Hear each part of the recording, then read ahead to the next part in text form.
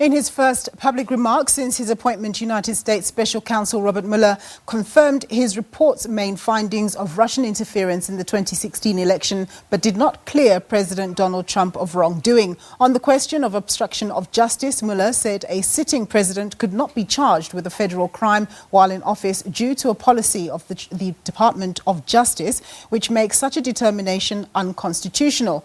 But on the Russian collusion question with the Trump campaign, he reiterated that there was insufficient evidence to charge a broader conspiracy. Robert Mueller confirmed that Russia's military and intelligence launched a concerted attack on the United States political system during the 2016 presidential election to, among others, hack into the computers and networks of the Clinton campaign and steal private information later released through WikiLeaks, a matter he believes deserves the attention of every American. The second volume of his report deals with the question of obstruction of justice by President Trump, and Mueller again did not clear the president of wrongdoing. And as set forth in the report, after that investigation, if we had had confidence that the president clearly did not commit a crime, we would have said so. We did not, however, make a determination as to whether the president did commit a crime. The introduction to the Volume 2 of our report explains that decision. It explains that under long-standing department policy, a president cannot be charged with a federal crime while he is in office. That is unconstitutional. Even if the charge is kept under seal and hidden from public view, that too is prohibited. He continued to explain that the special counsel's office is part of the Department of Justice, is by regulation bound by department policy, and that charging the president was therefore not an option.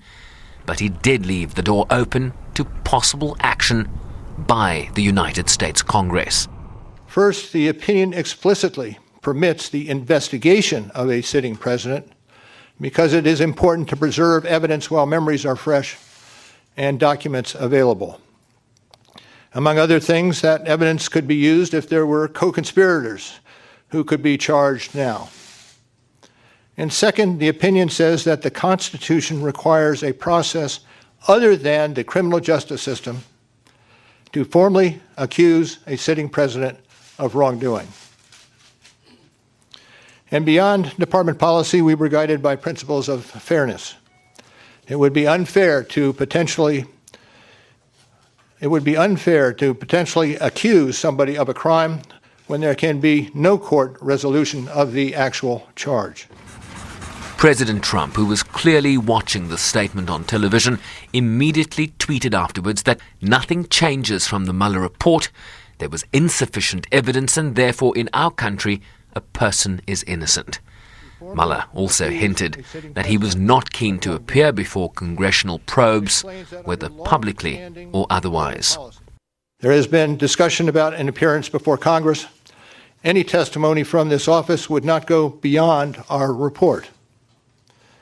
It contains our findings and analysis and the reasons for the decisions we made.